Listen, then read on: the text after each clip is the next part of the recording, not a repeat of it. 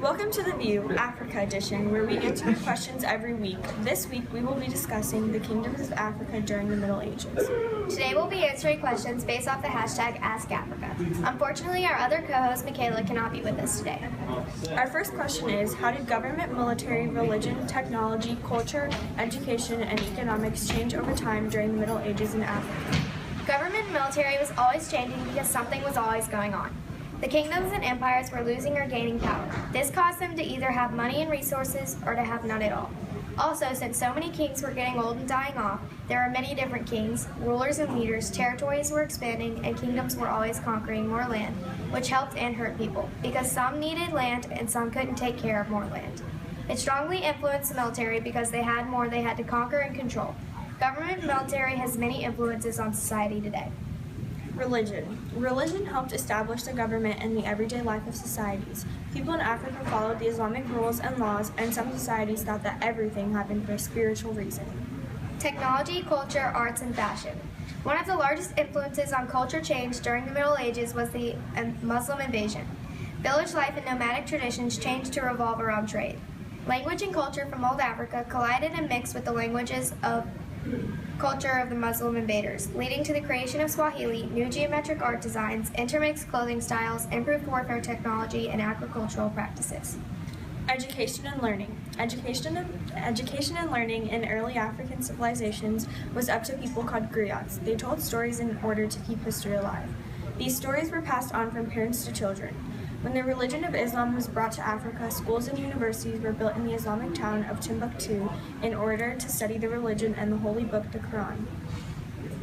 Africa's earliest people were nomadic hunter-gatherers. Over time, early Africans learned to domesticate plants and animals, which also later gave them the opportunity to live in permanent settlements. Also, they learned to use different farming techniques such as slash and burn and terrace farming.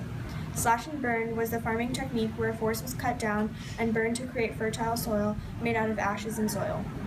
Although this technique allowed them to have fertile farmland, the land lost fertility quickly, forcing people to move.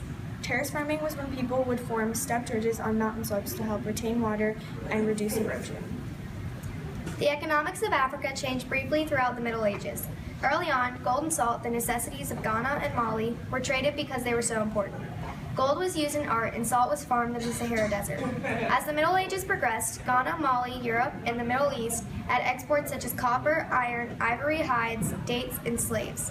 Imports to these places included knives, silk, velvet, jewelry, carpet, perfume, and horses. Although these items may not be as valuable in wealth as gold and salt, they are very useful and improved. Question is, describe how government, military, religion, technology, culture, arts, fashion, education, and economics affect day-to-day life. The government and military affected day-to-day life because when military and government took control over the land the people were living in, the land would either have to leave or follow the new laws of what the new leaders made, which could have gone against their religion or anything. Religion. Religion affected day-to-day life because they had to follow the rules of what their leaders and kings said. Even if some people never converted to Muslim, then they would still have to live by the rules or either leave. Technology, culture, arts, and fashion. Many of the nomadic communities of Africa during the Middle Ages changed their migration patterns and paths to connect with the trade centers and marketplaces that the Muslim invasion created. Education and learning. Education and learning affected day-to-day life in many ways. It affected the way Africans received food, whether it was through hunting and gathering or farming. It affected the languages spoken and whether or not you went to school. Economics. In the beginning of the Middle Ages, when Africa did not have the goods from traded areas, they used camels as boats. As trade among neighboring cities increased, they would have tools such as iron and copper to build actual boats. The economies increased in trade affected day-to-day life for individuals in Africa in the Middle Ages positively, for they had better goods to build their empire. Our third question is, what would people's opinions about government, military, religion, technology, culture, arts, fashion, education, and economics have been during this time? People had mixed feelings about everything that was going on. This is because they were either against the change or for it. They either saw it as being beneficial or harmful to them. It could go either way because of the military, the leaders and who gained control over a certain area. Religion. I think that some people were upset about most of the leaders being Muslim because if they were not Muslim, before they would either have to convert which might have made them mad because of their family or because of the teachings, or they would have to leave the area and find somewhere that mainly supported what they believed in. Technology, culture, arts, and fashion. Any technological advances had a much greater effect on the population. They were greatly influenced by the stories and legends passed through the ages by storytelling, and would say that their way of life and culture revolved around these stories. Also, they would feel as though their clothing is practical due to the climate. They would say that their art is a reflection of their culture, especially the stories and beliefs. Education and learning. Getting an education during this time showed that you were an educated and religious person, so people's opinions would have been good. Since all schools were dedicated to studying the Quran, which was a part of everyone's daily life, this would also be considered a good thing. Economics. Being that trade developed slowly, the new items brought for trade would have been a welcoming thing to individuals of Africa during the Middle Ages. Our fourth question is, how did government, military, religion, technology, culture, arts, fashion, education and learning, and economics contribute to the gain or loss of knowledge? Government and military contributed to the knowledge because it taught people how the expectations of a certain society should be. It also taught people that anything could happen and that you have to be prepared for whatever is thrown at you. Religion. The knowledge gained from religion is extraordinary. People learned new laws, experienced new things, and had more religious opportunities, which allowed people to try new things. Technology, culture, arts, and fashion. Due to their strict beliefs and generally unchanging practices, knowledge and technological advancement usually took a while to come about. The Muslim invasion and its forceful beliefs upon the Africans caused them to change their culture, but at the same time become more acceptable of future change, such as the gaining of knowledge. Education and learning. Education contributed to the gain of knowledge because before the Middle Ages, people relied on griots to tell them stories and the history of their people, but when schools started emerging in Timbuktu, this gave Africans the opportunity to have a better education. Economics. Trade contributed to the gain of knowledge and education throughout the Middle Ages. Many of the trade products opened up opportunities for people to develop many knowledgeable skills.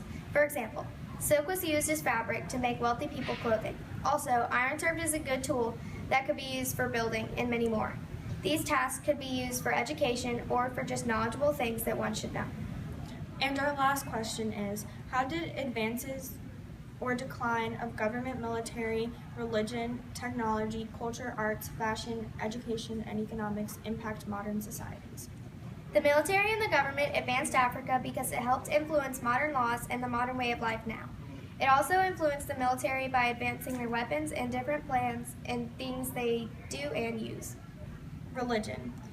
Religious advantages also came from the education that they learned. It also helped make societies better and more advanced, and it made kingdoms more formal and easier to control because mostly everyone was following the religious laws that were set in place. Technology, culture, arts, and fashion. African culture today reflects many of the properties of past times and cultures. Swahili is still the most spoken language. The use of wooden masks and carvings and art is still greatly used. Many traditional villages wear the same clothing, practice many of the same dances, and the stories and legends are still widely known. Technology has improved dramatically, but some antiques play a large role in culture. Education and learning. The advance of education and learning planted the seed for a more educated society in the future. Economics. Trade advanced during the Middle Ages and impacted modern society. Because the Africans during the Middle Ages traded with the Islamic tribes, their cultures intermixed, thus creating cultural diffusion.